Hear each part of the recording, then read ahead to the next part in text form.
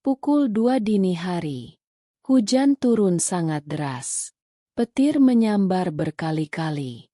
Dan malam itu, aku menemukan secarik surat di atas meja makan. Surat yang membuat seluruh hidupku hancur dalam satu malam. Brak! Tanganku gemetar saat membaca tulisan itu.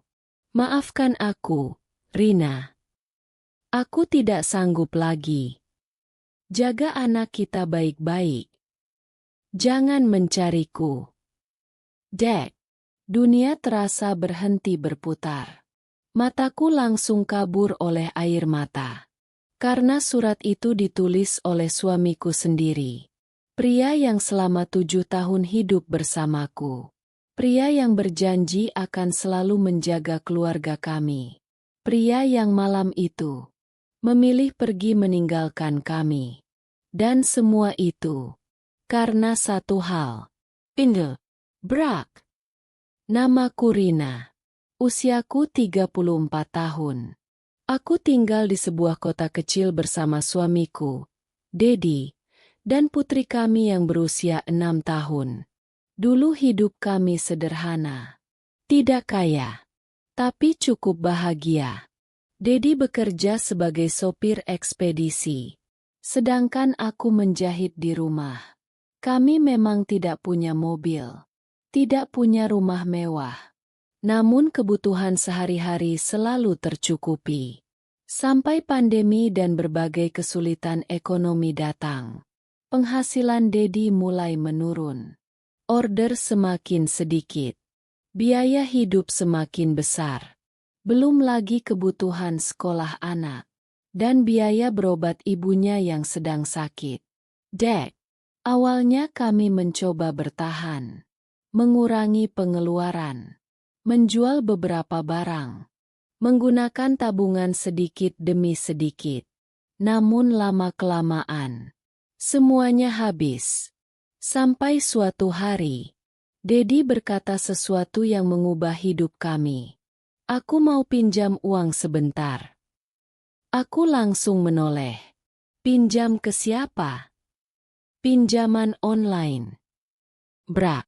Aku langsung tidak setuju. Karena sering mendengar cerita buruk tentang pinjol.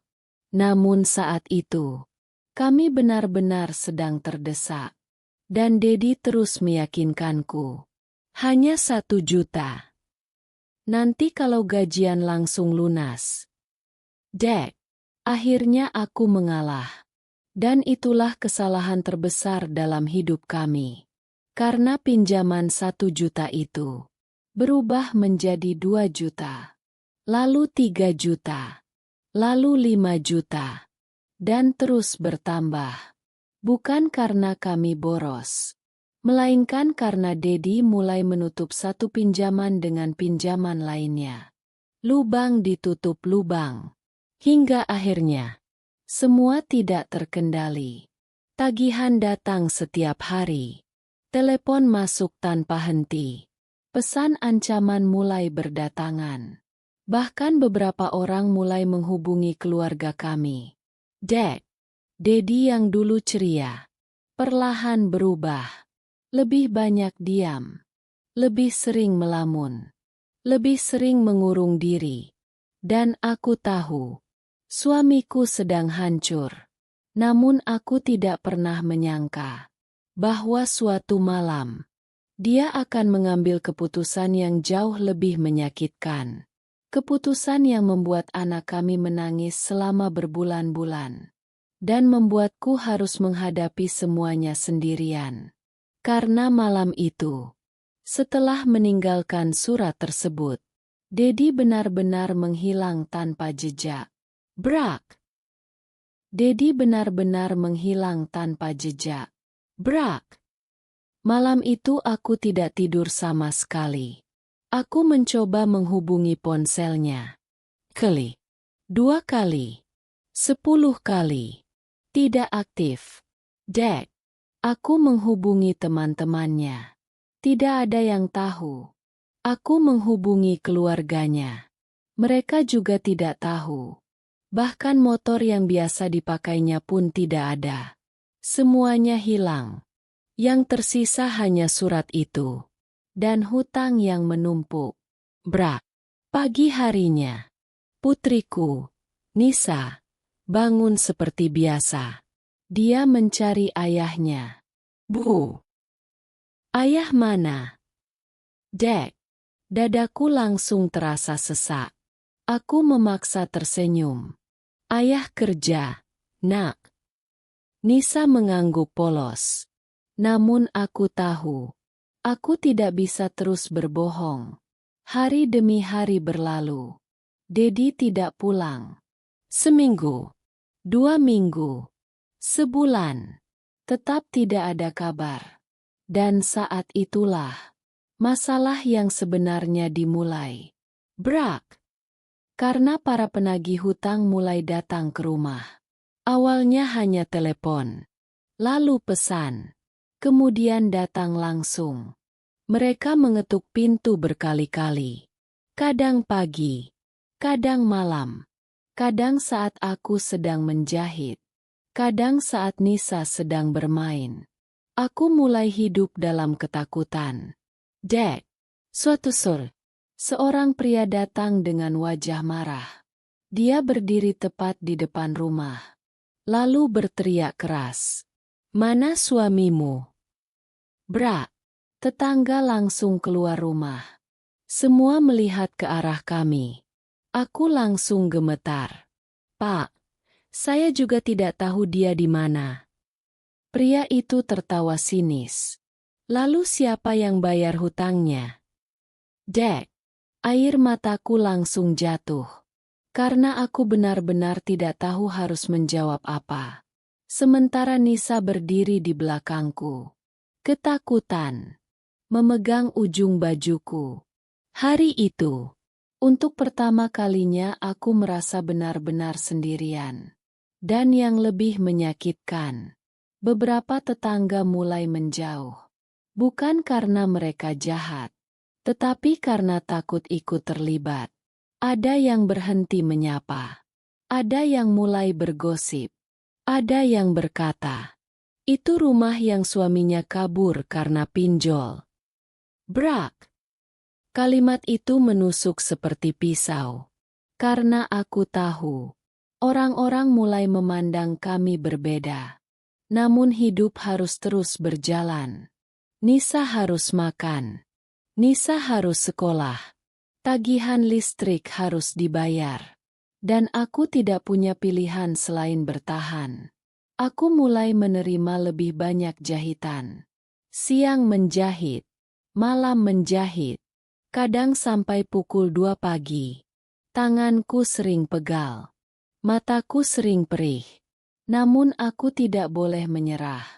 Karena sekarang, aku bukan hanya seorang istri yang ditinggalkan. Aku adalah seorang ibu. Dek, beberapa bulan kemudian, aku mulai bisa bernapas sedikit lebih lega. Meski hutang belum selesai, setidaknya kebutuhan sehari-hari masih bisa terpenuhi. Namun tepat ketika aku mulai bangkit, sebuah kabar mengejutkan datang. Brak. Seorang pria tak dikenal datang ke rumahku. Dia membawa sebuah amplop coklat. Lalu bertanya pelan. Apakah ini rumah Bu Rina? Aku mengangguk. Pria itu menyerahkan amplop tersebut.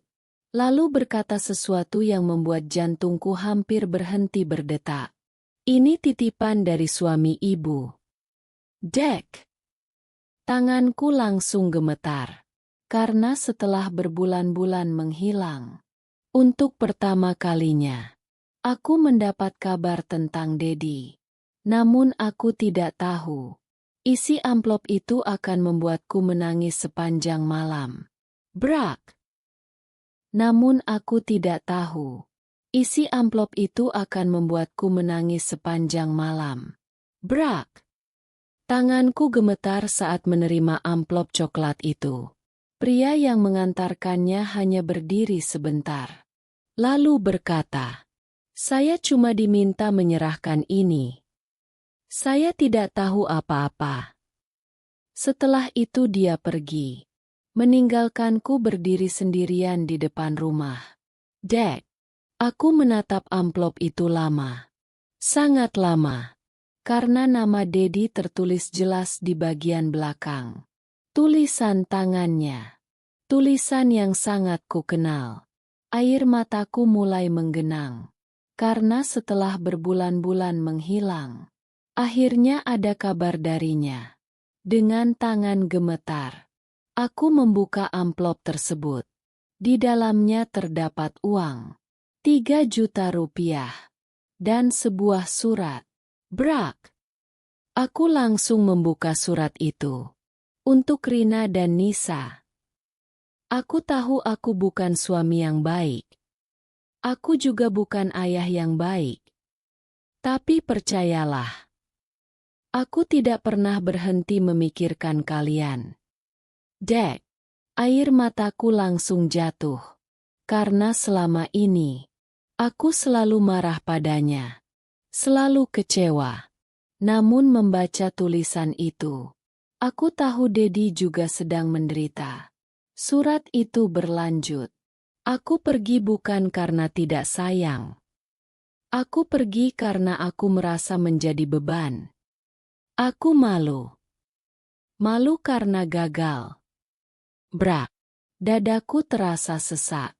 Karena itulah yang selama ini tidak kupahami. Dedi tidak lari dari keluarga. Dia lari dari rasa malu. Rasa gagal sebagai kepala keluarga. Namun surat itu belum selesai. Aku sedang bekerja di luar kota. Aku belum bisa pulang. Aku belum berani pulang. Tapi aku janji. Aku akan memperbaiki semuanya. Dek. Aku menangis semakin keras. Karena surat itu seperti membawa harapan. Meski kecil, namun tetap ada harapan. Setidaknya aku tahu dia masih hidup. Masih sehat. Dan masih mengingat kami. Malam itu, aku membaca surat itu berkali-kali. Sampai Nisa terbangun. Bu. Itu surat dari ayah. Dek. Aku mengangguk. Nisa langsung memeluk surat itu. Lalu menangis. Aku kangen ayah. Brak. Kalimat sederhana itu menghancurkan hatiku. Karena seorang anak tidak peduli soal hutang. Tidak peduli soal pinjol. Tidak peduli soal masalah orang dewasa. Yang dia tahu, dia merindukan ayahnya. Hari-hari berikutnya, aku kembali bekerja keras. Namun kali ini berbeda. Karena aku memiliki sedikit harapan. Harapan bahwa suatu hari Dedi akan pulang. Dan benar saja. Setiap bulan, selalu ada amplop yang datang. Kadang 2 juta. Kadang 3 juta. Kadang lebih. Tidak pernah besar. Namun cukup untuk membantu kebutuhan kami. Bahkan perlahan. Beberapa hutang mulai terlunasi. Aku mulai percaya bahwa Dedi sedang berusaha. Sungguh-sungguh berusaha. Sampai suatu hari, tepat 9 bulan setelah kepergiannya, sebuah kejadian membuat semuanya berubah lagi. Brak! Saat aku sedang menjahit, telepon masuk dari nomor tak dikenal. Aku mengangkatnya. Dan suara di seberang membuat seluruh tubuhku membeku. Apakah ini istri dari Bapak Dedi? Dek. Iya. Pria itu terdiam sesaat. Lalu berkata, kami dari rumah sakit. Brak. Jantungku langsung berdegup sangat keras. Karena kalimat berikutnya adalah kalimat yang paling kutakuti selama ini. Suami ibu mengalami kecelakaan kerja. Dek. Dan dunia seolah berhenti berputar saat itu juga. Dan dunia seolah berhenti berputar saat itu juga. Brak. Tanganku langsung gemetar. Ponsel hampir terjatuh dari genggaman. Aku tidak bisa berpikir jernih. Yang ada di kepalaku hanya satu. Dedi, suamiku. Pria yang sudah hampir 9 bulan menghilang. Pria yang selama ini hanya ku kenal lewat surat dan amplop kiriman. Dek, bagaimana kondisi suami saya? Tanyaku terbata-bata. Petugas rumah sakit di seberang telepon terdiam sesaat. Lalu menjawab, beliau selamat. Brak. Aku langsung menangis lega. Namun petugas itu melanjutkan. Tapi mengalami cedera cukup serius. Dek, jantungku kembali berdebar. Kami menemukan nomor ibu di dompet beliau. Kalau memungkinkan, keluarga bisa datang. Aku langsung mengiyakan. Setelah telepon ditutup, aku terduduk lemas di lantai. Air mataku tidak berhenti mengalir. Karena selama ini aku selalu berharap Dedi pulang. Tapi bukan dalam keadaan seperti ini. Malam itu juga, aku menitipkan Nisa kepada kakakku. Lalu berangkat menggunakan bus malam. Perjalanan hampir 8 jam. Sepanjang jalan aku tidak bisa tidur. Aku hanya memikirkan satu hal. Bagaimana kondisi Dedi sekarang? Apakah dia baik-baik saja? Apakah dia masih bisa bekerja? Dan yang paling menyakitkan, kenapa dia tidak pernah memberitahu di mana dirinya selama ini? Dek, pagi harinya aku tiba di kota tujuan. Sebuah kota industri yang belum pernah kukunjungi sebelumnya. Rumah sakit itu tidak terlalu besar. Namun saat memasuki ruang perawatan, langkahku langsung terhenti. Brak! Dedi terbaring di atas ranjang. Tubuhnya jauh lebih kurus. Kulitnya lebih gelap. Wajahnya terlihat sangat lelah. Dan saat melihatku, air matanya langsung jatuh. Dek, aku tidak mampu berkata apa-apa. Begitu juga dia. Kami hanya saling menatap. Setelah hampir setahun berpisah. Setelah hampir setahun menahan rindu. Dan setelah hampir setahun memendam luka. Akhirnya kami bertemu lagi. Dedi mulai menangis. Maafkan aku. Bisiknya. Brak. Kalimat itu langsung menghancurkan pertahananku. Aku ikut menangis. Karena selama ini aku marah. Sangat marah. Namun saat melihat kondisi suamiku, semua kemarahan itu perlahan menghilang. Yang tersisa hanya rasa sedih dan rasa kasihan. Beberapa jam kemudian, aku mulai mengetahui apa yang sebenarnya terjadi selama ini. Ternyata setelah pergi dari rumah, Dedi bekerja sebagai buruh proyek di luar kota. Pekerjaan berat. Pekerjaan yang sangat jauh berbeda dari pekerjaan lamanya. Dia tinggal di mes sederhana. Bekerja hampir 12 jam setiap hari. Dan hampir seluruh gajinya digunakan untuk mengirim uang kepada kami. Dek, air mataku kembali jatuh. Karena selama ini, aku membayangkan banyak hal buruk. Padahal suamiku sedang berjuang sendirian. Dalam diam. Dalam rasa malu. Dalam rasa bersalah. Namun yang membuatku semakin hancur adalah saat dokter datang. Brak! Dokter membuka hasil pemeriksaan. Lalu berkata pelan. Secara umum kondisi pasien stabil. Tapi ada satu masalah. Dek, aku langsung menegang. Dedi juga terlihat cemas.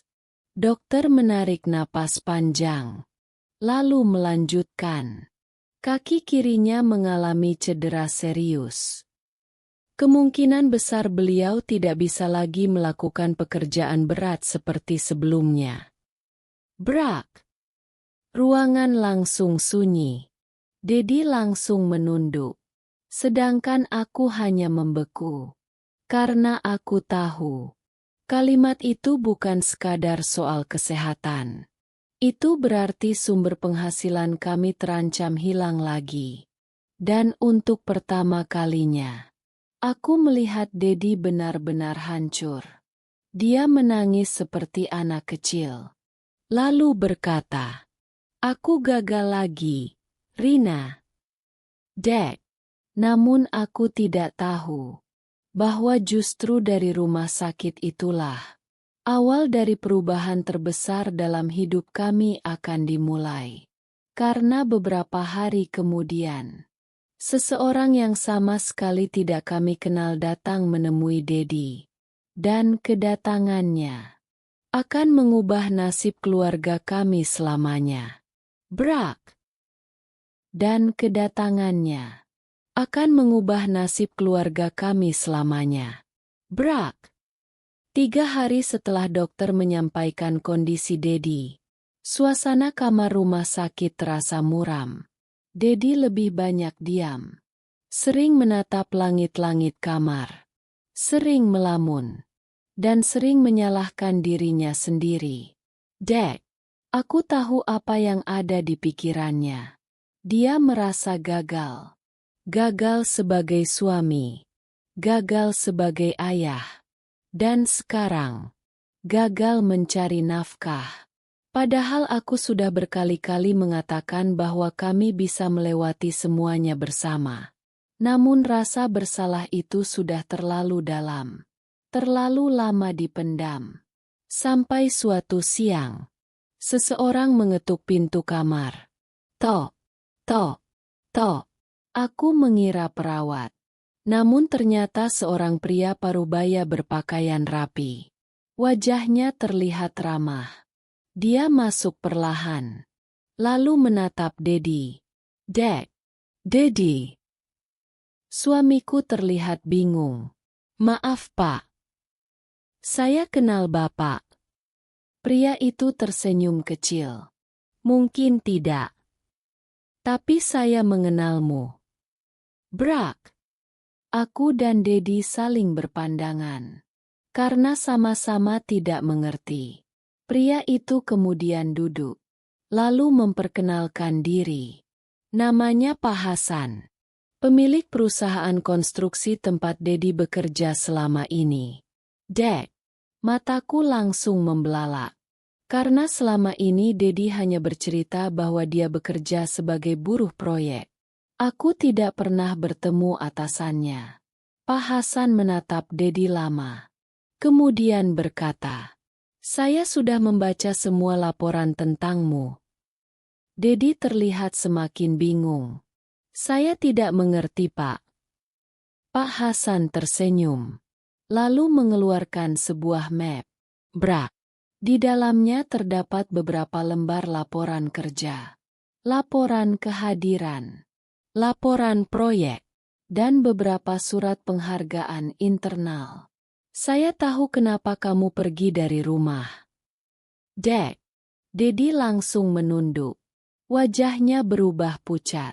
Karena selama ini dia selalu malu menceritakan masa lalunya. Namun Pak Hasan melanjutkan. Saya juga tahu kamu bekerja siang malam. Hampir tidak pernah libur. Bahkan ketika demam. Air mata mulai menggenang di mata Dedi. Karena semua itu memang benar. Pak Hasan membuka salah satu dokumen. Lalu berkata, "Selama 2 tahun terakhir, belum pernah ada pekerja yang sejujur kamu." Brak. Ruangan langsung hening. Aku menatap Dedi. Sedangkan Dedi terlihat tidak percaya. Pak Hasan kembali berbicara. "Kamu pernah menemukan uang puluhan juta milik perusahaan dan mengembalikannya. Kamu pernah menyelamatkan alat proyek saat banjir. Kamu juga pernah membantu pekerja lain tanpa meminta imbalan." Dek. Air mataku mulai jatuh. Karena selama ini aku hanya melihat penderitaannya. Aku tidak tahu perjuangan yang dia lakukan di sana. Namun kejutan belum selesai. Karena Pak Hasan mengeluarkan sebuah amplop, lalu meletakkannya di atas meja. Brak! Dedi langsung mengernyit. Apa itu, Pak? Pak Hasan tersenyum. Itu bukan bantuan. Itu hakmu. Dek, tanganku mulai gemetar. Karena amplop itu terlihat sangat tebal. Pak Hasan melanjutkan. Perusahaan memutuskan memberikan kompensasi kecelakaan dan penghargaan khusus untuk pengabdianmu. Brak! Dedi langsung membeku. Aku juga. Karena jumlah yang tertulis di surat tersebut membuat kami tidak percaya. Puluhan juta rupiah. Jumlah yang bahkan tidak pernah kami pegang sebelumnya. Dek, air mata Dedi langsung jatuh. Namun bukan karena uangnya. Melainkan karena untuk pertama kalinya setelah sekian lama. Ada seseorang yang menghargai perjuangannya. Dan saat itulah, Pak Hasan mengucapkan sesuatu yang membuat kami semakin terkejut. Dedi, kalau nanti kamu sudah pulih, saya tidak ingin kamu kembali menjadi buruh proyek. Dek, jantungku langsung berdebar. Maksud Bapak? Pak Hasan tersenyum. Lalu berkata, saya ingin kamu membantu saya mengelola cabang baru. Brak! Dedi langsung membelalak. Sedangkan aku hampir tidak percaya dengan apa yang baru saja kudengar. Namun kami belum tahu bahwa kabar paling mengejutkan justru menunggu saat kami pulang ke kampung. Karena seseorang yang selama ini paling sering menghina keluarga kami akan datang mengetuk pintu rumah dengan wajah penuh penyesalan.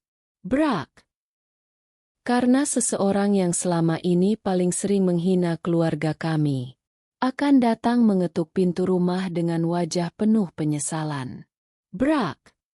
2 minggu kemudian, aku dan Dedi akhirnya pulang ke kampung. Meski masih berjalan sedikit pincang, kondisi Dedi jauh lebih baik. Dan untuk pertama kalinya setelah hampir setahun, kami pulang bersama.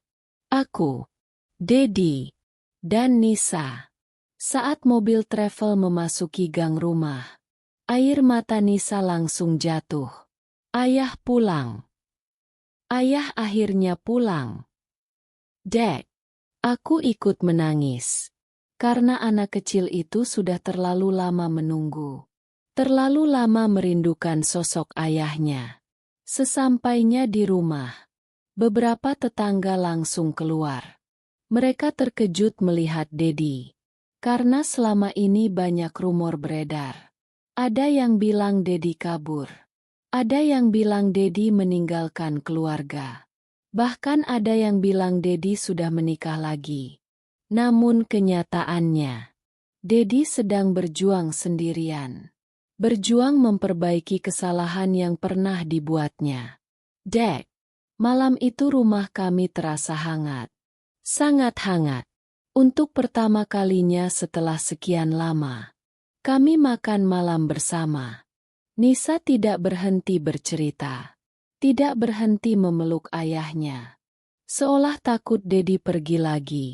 Dan Dedi hanya menangis diam-diam. Karena menyadari betapa besar luka yang pernah ditinggalkannya. Namun kebahagiaan itu tidak berlangsung lama. Karena keesokan paginya, seseorang datang ke rumah. Tok, tok, tok. Dek, aku membuka pintu. Dan langsung terkejut. Brak! Yang berdiri di depan rumah adalah Pak Bo. Tetangga yang selama ini paling sering menghina keluarga kami. Orang yang dulu berkata, laki-laki yang terjebak pinjol biasanya tidak akan kembali. Orang yang dulu sering membicarakan kami di belakang. Dan orang yang dulu membuatku menangis berkali-kali. Namun hari itu, Wajahnya sangat berbeda. Tidak ada kesombongan. Tidak ada senyum sinis. Tidak ada nada meremehkan. Yang ada justru wajah penuh kecemasan. Dek, Bu Rina. Saya mau bicara. Aku mempersilahkannya masuk. Beberapa menit kemudian, kami duduk di ruang tamu. Dan apa yang beliau katakan membuatku terdiam. Brak. Anak saya terjebak pinjol. Dek. Aku langsung membeku. Ternyata putra sulungnya yang bekerja di kota mengalami masalah yang sama. Bahkan lebih parah. Hutang ratusan juta rupiah. Tagihan datang setiap hari. Ancaman mulai berdatangan. Keluarga mereka sedang hancur. Dan kini, orang yang dulu menghina kami, mengalami hal yang sama. Pak Bowo mulai menangis. Saya baru sadar. Saya dulu terlalu mudah menghakimi. Dek, suasana langsung hening. Karena tidak ada seorang pun yang pernah menyangka. Pria yang selama ini terlihat paling percaya diri, kini duduk dengan mata sembab di ruang tamu rumah kami. Kemudian sesuatu yang mengejutkan terjadi. Dedi yang selama ini dihina, justru menggeser kursinya mendekat. Lalu berkata pelan, "Pak, saya tahu rasanya." Brak. Air mata Pak Bowo langsung jatuh. Karena tidak ada kemarahan dalam suara Dedi. Tidak ada dendam. Tidak ada balas hinaan. Yang ada hanya empati. Empati dari seseorang yang pernah berada di titik paling rendah. Dan sejak hari itu, hubungan kami dengan tetangga mulai berubah. Orang-orang mulai mengetahui apa yang sebenarnya terjadi. Mereka mulai tahu bahwa Dedi tidak kabur karena tidak sayang keluarga. Mereka mulai tahu bahwa Dedi bekerja siang malam demi melunasi hutang. Dan mereka mulai tahu bahwa tidak semua cerita yang terlihat buruk benar-benar seperti yang terlihat. Namun aku tidak tahu bahwa beberapa bulan kemudian akan datang kejutan yang jauh lebih besar. Kejutan yang membuat seluruh kampung terdiam. Dan membuat Dedi menangis di depan banyak orang. Brak. Dan membuat Dedi menangis di depan banyak orang. Brak. 4 bulan berlalu sejak kepulangan Dedi. Kehidupan kami perlahan mulai membaik. Sangat perlahan. Namun pasti. Dedi mulai bekerja kembali. Bukan sebagai buruh proyek, melainkan membantu mengelola cabang baru perusahaan Pak Hasan. Pekerjaannya tidak terlalu berat secara fisik, sesuai dengan kondisi kakinya yang belum pulih sempurna. Meski begitu, gajinya jauh lebih baik dari sebelumnya. Dek, untuk pertama kalinya setelah bertahun-tahun, kami bisa bernapas lebih lega. Tagihan demi tagihan mulai lunas. Pinjaman yang dulu menghantui keluarga kami perlahan menghilang.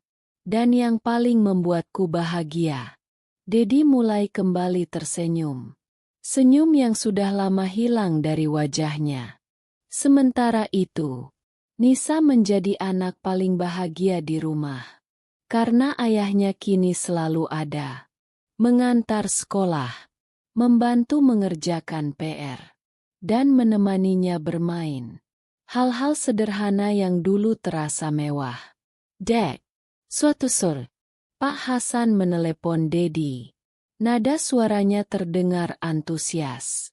Dedi, minggu depan ada acara perusahaan. Kamu harus datang. Dedi terlihat bingung. Acara apa, Pak? Pak Hasan hanya tertawa kecil. Nanti kamu juga tahu. Brak. Dedi semakin penasaran. Begitu juga aku. Namun kami tidak bertanya lebih lanjut.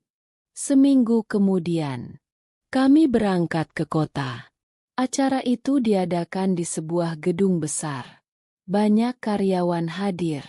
Banyak pimpinan perusahaan hadir. Bahkan beberapa tamu dari luar kota juga hadir. Aku yang jarang menghadiri acara seperti itu langsung merasa gugup. Dek. Sementara Dedi terlihat biasa saja. Karena ia mengira hanya menghadiri acara tahunan perusahaan. Namun ternyata, ia salah besar. Setelah acara berlangsung sekitar 1 jam, MC naik ke atas panggung. Kemudian mulai membacakan beberapa penghargaan. Satu persatu nama dipanggil.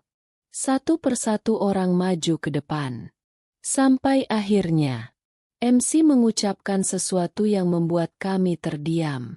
Brak!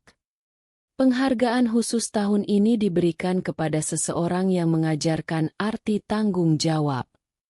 Dek! Seluruh ruangan mulai memperhatikan. MC melanjutkan. Orang ini pernah mengalami kegagalan. Pernah jatuh. Pernah berada di titik terendah.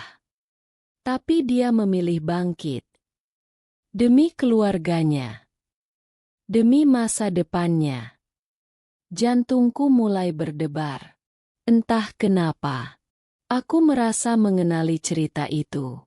Lalu nama itu disebut. Dedi Pratama. Brak. Seluruh tubuhku langsung merinding. Dedi membeku. Benar-benar membeku. Ia bahkan tidak langsung berdiri. Karena tidak menyangka sama sekali. Seluruh ruangan mulai bertepuk tangan. Sedangkan Dedi masih duduk dengan mata membelalak. Dek! Pak Hasan tersenyum dari kejauhan. Lalu memberi isyarat agar Dedi maju. Dengan langkah pelan, Dedi berjalan ke atas panggung. Dan saat itulah, sebuah video diputar di layar besar. Brak! Video berisi perjalanan hidupnya. Tentang perjuangannya bekerja. Tentang kejujurannya. Tentang pengorbanannya. Dan tentang bagaimana ia berusaha bangkit setelah jatuh. Air mataku langsung mengalir. Begitu juga Dedi. Karena untuk pertama kalinya, perjuangan yang selama ini dilakukan diam-diam akhirnya dilihat banyak orang. Bukan untuk dipuji, tetapi untuk dihargai. Dek. Namun kejutan terbesar belum datang. Karena setelah video selesai, Pak Hasan naik ke atas panggung. Lalu mengucapkan kalimat yang membuat seluruh gedung terdiam. Dedi. Kamu pernah kehilangan kepercayaan pada dirimu sendiri. Tapi hari ini, saya ingin menunjukkan sesuatu. Brak! Pak Hasan kemudian menyerahkan sebuah map biru. Dedi membukanya perlahan. Dan saat membaca isi dokumen itu, air matanya langsung jatuh. Tangannya gemetar. Wajahnya pucat. Sedangkan seluruh ruangan penasaran. Karena tidak ada yang tahu isi dokumen tersebut. Termasuk aku. Dan apa yang tertulis di dalam map itu akan mengubah masa depan keluarga kami selamanya. Brak.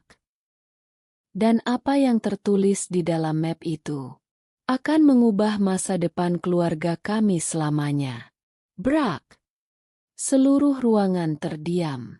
Semua mata tertuju pada Dedi. Termasuk aku. Karena aku sama sekali tidak tahu isi dokumen yang baru saja diberikan Pak Hasan. Dek. Tangannya gemetar. Matanya mulai berkaca-kaca. Lalu perlahan, air mata jatuh di pipinya. Aku belum pernah melihat Dedi seperti itu. Bahkan saat kecelakaan. Bahkan saat meninggalkan rumah. Bahkan saat terlilit hutang. Tidak seperti ini. Brak. Pak Hasan lalu memegang pundaknya. Dan berkata, bacalah. Dek. Dedi menarik napas panjang. Kemudian membaca isi surat itu. Dan saat itulah aku akhirnya mengerti. Dokumen tersebut adalah surat pengangkatan jabatan. Brak. Seluruh ruangan langsung bertepuk tangan. Karena mulai bulan depan, Dedi resmi menjadi supervisor operasional cabang baru. Jabatan yang bahkan tidak pernah ia impikan sebelumnya. Jabatan yang membuat penghasilannya meningkat berkali-kali lipat. Namun yang membuat Dedi menangis bukan jabatan itu, melainkan satu kalimat yang tertulis di bagian bawah surat. Kami percaya pada karakter Anda. Dek. Kalimat sederhana. Namun bagi seseorang yang selama ini merasa gagal, kalimat itu sangat berarti. Karena selama bertahun-tahun, Dedi hidup dengan rasa malu, merasa tidak berguna, merasa gagal sebagai kepala keluarga. Dan hari ini, seseorang akhirnya percaya padanya. Bukan karena uangnya, bukan karena pendidikannya, melainkan karena kejujurannya. Brak! Dedi langsung memeluk Pak Hasan. Tangisnya pecah. Seluruh ruangan ikut terharu. Bahkan beberapa karyawan ikut menangis. Karena mereka tahu bagaimana perjuangan Dedi selama ini. Namun acara belum selesai. Pak Hasan kembali mengambil mikrofon. Lalu berkata, sebenarnya masih ada satu kejutan lagi. Dek. Seluruh ruangan kembali hening. Aku menoleh ke arah Dedi. Dia juga terlihat bingung. Pak Hasan tersenyum. Kemudian layar besar kembali menyala. Brak. Kali ini muncul foto-foto lama. Foto Dedi saat bekerja di proyek. Foto saat membantu rekan kerja. Foto saat mengangkat material. Foto saat memperbaiki alat. Dan tiba-tiba, muncul foto yang membuat Dedi langsung menangis. Dek, foto Nisa, putri kami, sedang memegang surat kiriman ayahnya. Foto itu diambil beberapa bulan lalu. Tanpa kami tahu. Lalu terdengar suara Pak Hasan dari pengeras suara. Dedi, kamu pernah bilang kepadaku bahwa alasan kamu bertahan adalah keluargamu. Brak. Air mata Dedi semakin deras. Begitu juga aku. Karena memang itu yang selalu dia katakan. Bukan uang. Bukan jabatan. Bukan karir. Tetapi keluarga. Kemudian Pak Hasan berkata, karena itu, perusahaan ingin membantu mewujudkan satu impian kecil keluargamu. Dek, jantungku langsung berdebar. Dan detik berikutnya, sebuah foto rumah sederhana muncul di layar. Brak! Aku langsung membeku. Dedi juga. Karena rumah itu sangat familiar. Rumah kecil yang selama ini kami lihat saat melewati jalan utama kota. Rumah sederhana. Tidak mewah, namun sangat layak. Rumah yang sering kami impikan. Rumah yang selalu kami katakan. Mungkin suatu hari nanti. Dek. Dan saat itulah, Pak Hasan mengucapkan kalimat yang membuat seluruh tubuhku merinding. Rumah itu sudah kami booking atas nama keluarga Dedi. Brak. Aku langsung menutup mulut. Tidak percaya dengan apa yang baru saja kudengar. Sedangkan Dedi benar-benar tidak mampu berdiri tegak. Karena untuk pertama kalinya setelah bertahun-tahun berjuang, harapan yang dulu terasa mustahil mulai terlihat nyata. Namun aku tidak tahu bahwa kejutan terbesar justru menunggu saat kami kembali ke kampung. Karena seseorang yang dulu menjadi penyebab awal semua masalah, akhirnya muncul kembali setelah setahun menghilang. Brak! Karena seseorang yang dulu menjadi penyebab awal semua masalah, akhirnya muncul kembali setelah setahun menghilang. Brak! 2 minggu setelah acara penghargaan perusahaan, aku dan Dedi kembali ke kampung. Hidup kami mulai berubah. Perlahan. Tidak instan. Namun penuh harapan. Dedi mulai menjalankan tugas barunya. Aku masih menerima jahitan. Dan Nisa terlihat jauh lebih bahagia. Rumah kami kembali dipenuhi tawa. Sesuatu yang hampir hilang setahun terakhir. Dek, suatu sore, saat aku sedang menyapu halaman, sebuah mobil berhenti di depan rumah. Aku tidak terlalu memperhatikan, karena sering ada tamu yang salah alamat. Namun beberapa detik kemudian, pintu mobil terbuka. Dan seseorang turun perlahan. Brak! Tubuhku langsung membeku. Jantungku berdetak sangat keras. Karena orang itu sangat kukenal. Dia adalah Benny. Teman lama Dedi. Orang yang pertama kali mengenalkan suamiku pada pinjaman online. Dek. Wajahnya jauh berbeda. Lebih kurus. Lebih tua. Dan terlihat sangat lelah. Saat melihatku, dia langsung menunduk. Seolah malu. Seolah takut. Dedi ada? Tanyanya pelan. Aku tidak langsung menjawab.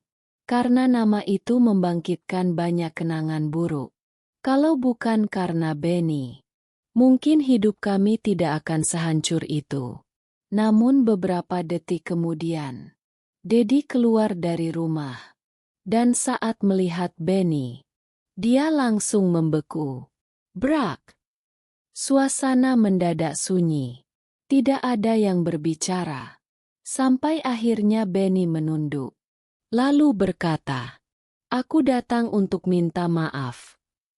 Dek, aku langsung terdiam. Begitu juga Dedi. Karena selama ini, kami tidak pernah mendengar kabarnya.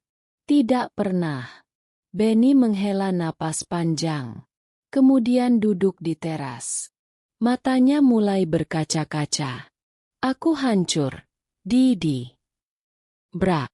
Kalimat itu keluar begitu saja. Tanpa ditahan. Tanpa dibuat-buat. Dan untuk pertama kalinya, aku melihat seorang laki-laki dewasa menangis karena penyesalan. Ternyata setelah mengenalkan banyak orang pada pinjaman online, hidup Benny sendiri justru berantakan. Usahanya bangkrut, rumahnya dijual, istrinya pergi, dan kini ia hidup sendirian. Dek, aku pikir pinjol bisa menyelesaikan masalah. Ternyata malah menghancurkan hidupku. Air matanya terus jatuh. Sedangkan Dedi hanya diam. Mendengarkan. Karena dia tahu persis bagaimana rasanya. Rasa takut. Rasa malu. Rasa gagal. Semua itu pernah dialaminya. Kemudian Benny mengeluarkan sebuah amplop tua. Lalu menyerahkannya kepada Dedi. Brak! Apa ini? Benny menunduk, lalu menjawab, "Uang yang dulu aku pinjam darimu." Dek, Dedi langsung membeku. Karena hampir 2 tahun lalu, Benny memang pernah meminjam uang, namun tidak pernah mengembalikannya. Dan justru setelah itu, dialah yang mengajak Dedi mencoba pinjaman online. Jumlahnya tidak besar.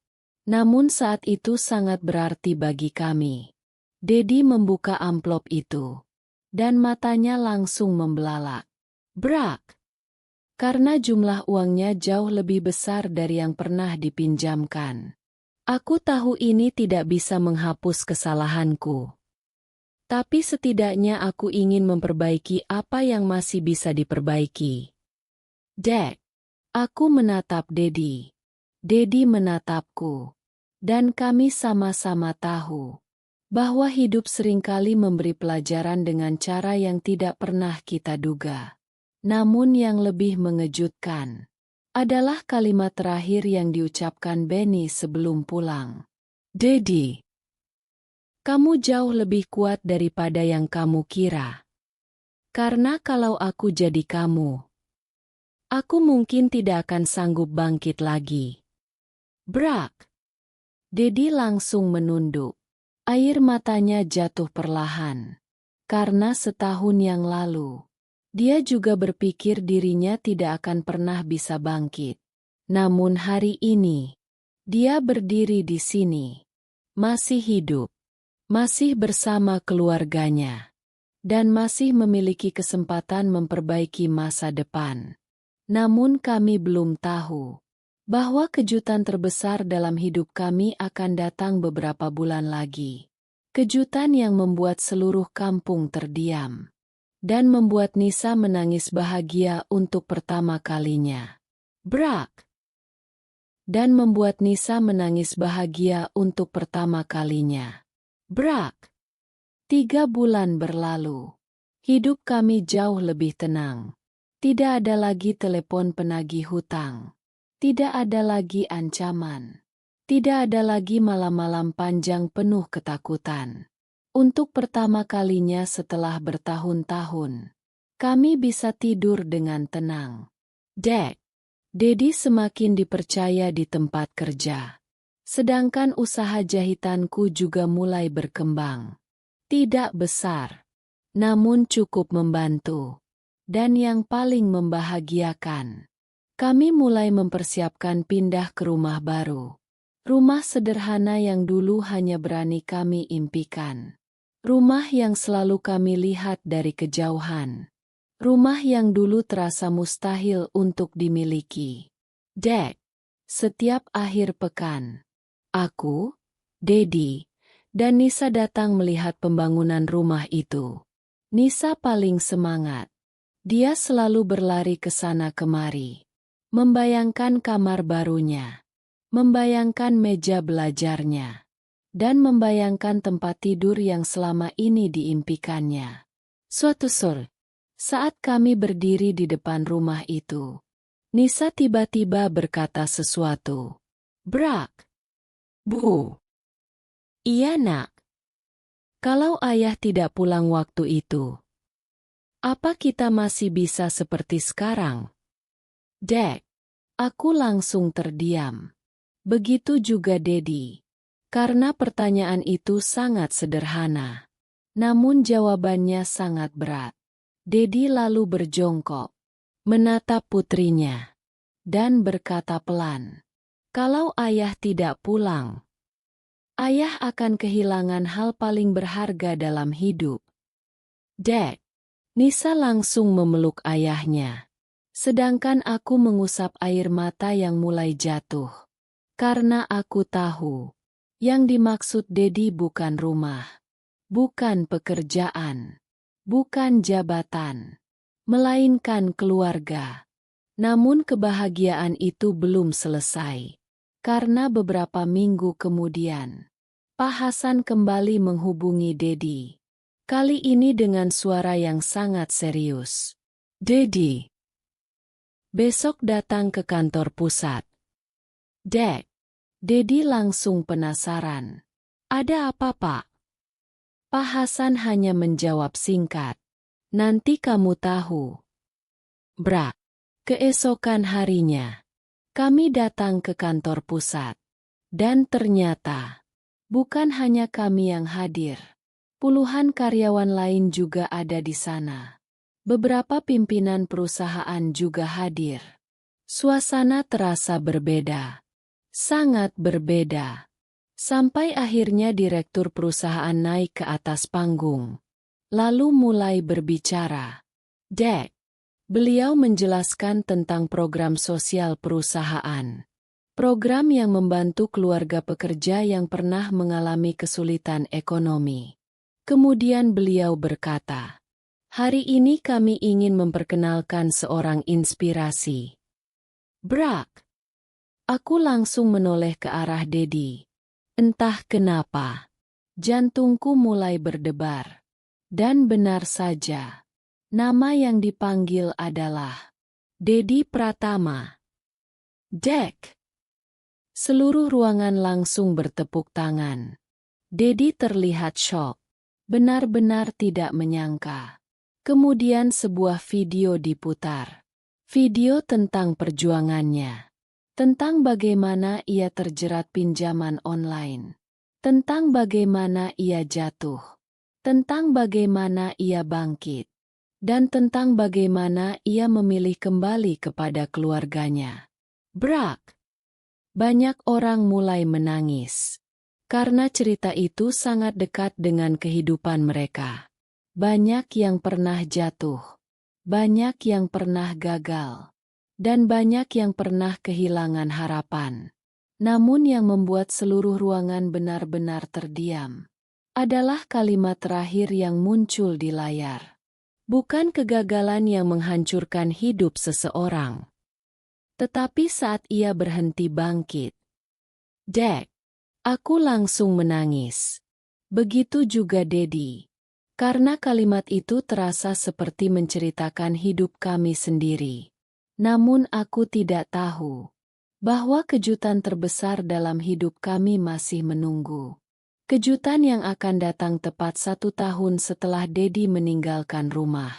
Dan kejutan itu akan membuat seluruh keluarga menangis bahagia. Brak! Dan kejutan itu akan membuat seluruh keluarga menangis bahagia. Brak! Hari itu tepat 1 tahun sejak Dedi meninggalkan rumah. 1 tahun sejak surat itu kutemukan di atas meja makan. 1 tahun sejak hidup kami runtuh. Dan 1 tahun sejak kami belajar arti bertahan. Dek, pagi itu tidak ada yang istimewa. Aku sedang menjahit. Dedi sedang bekerja. Sedangkan Nisa berangkat sekolah seperti biasa. Sampai sekitar pukul 10 pagi. Teleponku berdering. Nomor sekolah Nisa. Dek, jantungku langsung berdebar. Karena biasanya sekolah hanya menelepon jika ada sesuatu yang penting. Aku segera mengangkat. Namun suara wali kelas Nisa terdengar sangat ramah. Bu Rina, Ibu bisa datang ke sekolah siang ini? Ada acara kecil. Dek, aku mengernyit. Acara apa ya, Bu? Guru itu hanya tertawa kecil. Nanti ibu juga tahu. Brak. Rasa penasaranku semakin besar. Aku langsung menghubungi Dedi. Dan akhirnya kami berangkat bersama menuju sekolah. Sesampainya di sana, aku melihat aula sekolah sudah dipenuhi orang tua murid. Beberapa guru juga terlihat sibuk. Aku dan Dedi duduk di barisan tengah. Masih sama-sama bingung. Dek, acara dimulai. Kepala sekolah naik ke atas panggung. Lalu menjelaskan bahwa hari itu sekolah sedang memberikan penghargaan kepada beberapa siswa inspiratif. Aku tidak terlalu memperhatikan. Karena tidak pernah berpikir Nisa akan terlibat. Namun beberapa menit kemudian, nama putriku disebut. Brak! Nisa Pratama. Dek, aku langsung membeku. Begitu juga Dedi. Sedangkan Nisa perlahan berjalan ke atas panggung.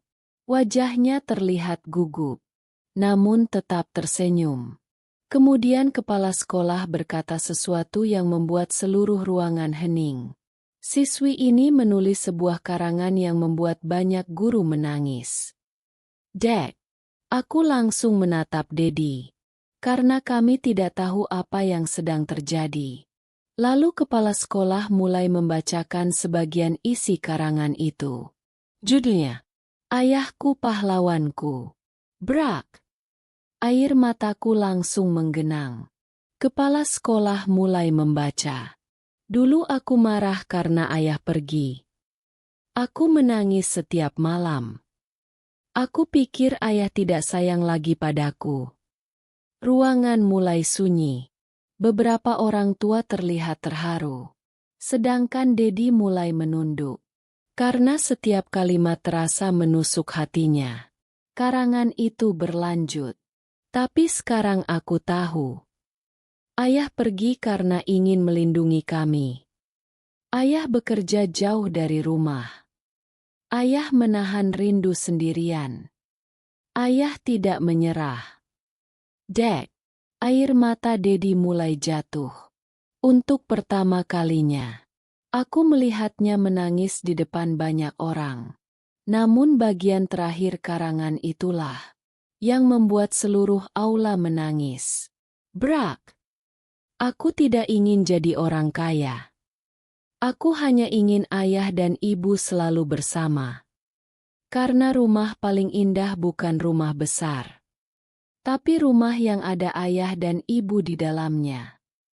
Dek, tangis langsung pecah di seluruh aula. Bahkan beberapa guru ikut mengusap mata. Sedangkan Dedi sudah tidak mampu menahan air matanya. Karena selama setahun terakhir, ia hidup dengan rasa bersalah. Dan hari ini, putrinya justru memaafkannya, memahami perjuangannya, dan tetap mencintainya. Nisa kemudian turun dari panggung, lalu langsung memeluk ayahnya. Brak! Dedi menangis terseduh-seduh, memeluk putrinya erat, seolah tidak ingin melepaskannya lagi. Dan saat itulah aku sadar, kadang hadiah terbesar dalam hidup bukan uang, bukan jabatan, bukan rumah, melainkan kesempatan kedua. Kesempatan untuk memperbaiki kesalahan. Namun aku belum tahu bahwa malam harinya, sebuah kejutan terakhir menunggu kami di rumah. Kejutan yang akan menjadi penutup paling indah dari perjalanan panjang keluarga kami. Brak! Dan malam harinya, sebuah kejutan terakhir menunggu kami di rumah. Kejutan yang akan menjadi penutup paling indah dari perjalanan panjang keluarga kami. Brak! Malam itu, setelah acara di sekolah selesai, kami pulang dengan hati yang penuh haru. Sepanjang perjalanan, Dedi lebih banyak diam. Namun aku tahu, ia sedang bahagia. Sangat bahagia. Karena hari itu, putrinya memberikan hadiah yang tidak bisa dibeli dengan uang. Pengampunan dan kepercayaan. Dek, sesampainya di rumah, kami makan malam bersama. Suasana terasa hangat. Sangat hangat. Nisa terus bercerita tentang sekolah, tentang teman-temannya, tentang cita-citanya. Dan untuk pertama kalinya setelah sekian lama, aku melihat senyum tulus di wajah Dedi. Senyum yang dulu sempat hilang. Senyum yang dulu tertutup rasa malu dan rasa gagal. Namun sekitar pukul 8 malam, terdengar suara kendaraan berhenti di depan rumah. Brak! Aku mengira tamu biasa. Namun saat membuka pintu, aku langsung membeku. Di depan rumah berdiri Pak Hasan bersama beberapa orang dari perusahaan. Dek, Pak Hasan. Beliau tersenyum. Lagi lewat. Sekalian mampir. Aku langsung mempersilakan masuk. Namun beberapa menit kemudian, aku sadar. Mereka tidak datang dengan tangan kosong. Ada map, ada dokumen, dan ada kunci. Dek, jantungku mulai berdebar. Karena aku tidak mengerti apa yang sedang terjadi. Pak Hasan lalu berdiri, menatap Dedi, dan berkata, Dedi, setahun yang lalu kamu pergi dari rumah karena merasa gagal. Sekarang saya mau tanya. Masih merasa gagal? Brak! Dedi langsung menunduk. Air matanya mulai menggenang. Kemudian menjawab pelan. Tidak, Pak. Karena sekarang saya punya kesempatan memperbaiki semuanya. Dek, Pak Hasan tersenyum. Lalu menyerahkan sebuah map. Dan saat Dedi membukanya, seluruh tubuhnya langsung gemetar. Brak! Karena di dalam map itu terdapat dokumen rumah. Rumah yang selama ini kami impikan. Rumah yang selama ini hanya berani kami lihat dari jauh. Rumah yang selama ini terasa mustahil. Dek, air mataku langsung jatuh. Begitu juga Dedi. Karena ternyata perusahaan membantu program cicilan khusus untuk keluarga pekerja berprestasi. Dan keluarga kami menjadi salah satu penerimanya. Pak Hasan lalu menyerahkan sebuah kunci. Kunci rumah itu. Brak! Nisa langsung melompat kegirangan. Sedangkan Dedi tidak mampu berkata apa-apa. Ia hanya menangis. Menangis seperti anak kecil. Karena setahun yang lalu, ia pergi meninggalkan rumah dengan rasa malu. Dan setahun kemudian, ia kembali membawa harapan untuk keluarganya. Dek, malam itu, kami bertiga berpelukan. Tidak ada kemewahan. Tidak ada pesta. Tidak ada perayaan besar. Namun malam itu menjadi malam paling bahagia dalam hidup kami. Karena kami sadar satu hal. Ternyata Allah tidak pernah meninggalkan kami. Mungkin jalannya berat. Mungkin jalannya panjang. Mungkin jalannya penuh air mata. Namun selama kami tidak menyerah, selalu ada harapan. Brak! Setahun yang lalu, aku menemukan surat perpisahan di atas meja makan. Dan malam ini, aku melihat suamiku duduk di sampingku. Tersenyum, memeluk anak kami. Dan kembali menjadi kepala keluarga yang kuat. Bukan karena dia tidak pernah jatuh, tetapi karena dia memilih bangkit setelah jatuh. Pakupin pesan moral. Hutang bukan hanya masalah uang, tetapi bisa menghancurkan mental, keluarga, dan masa depan jika tidak dikelola dengan bijak. Jika sedang mengalami kesulitan ekonomi, jangan memikul semuanya sendirian. Bicaralah dengan keluarga. Carilah bantuan. Dan jangan pernah mengambil keputusan saat sedang putus asa. Karena tidak ada masalah yang lebih besar daripada kasih sayang keluarga. Ingatlah, kegagalan bukan akhir dari segalanya. Yang berbahaya adalah ketika kita berhenti berusaha bangkit. Hati Merah 2 interaksi kolom komentar. Jika kalian masih memiliki ayah, ibu, suami, istri, atau anak yang kalian sayangi, tuliskan di kolom komentar. Keluarga adalah alasan aku untuk terus berjuang. Dan tuliskan juga kalian menonton cerita ini dari kota mana. Terima kasih sudah mengikuti cerita ini sampai akhir. Semoga kalian semua selalu diberikan kesehatan, rezeki yang halal dan berkah, keluarga yang harmonis, serta dijauhkan dari hutang yang memberatkan. Jangan lupa like, komen, share, dan subscribe agar channel ini terus berkembang dan menghadirkan kisah-kisah kehidupan yang penuh inspirasi. Sampai jumpa di cerita berikutnya.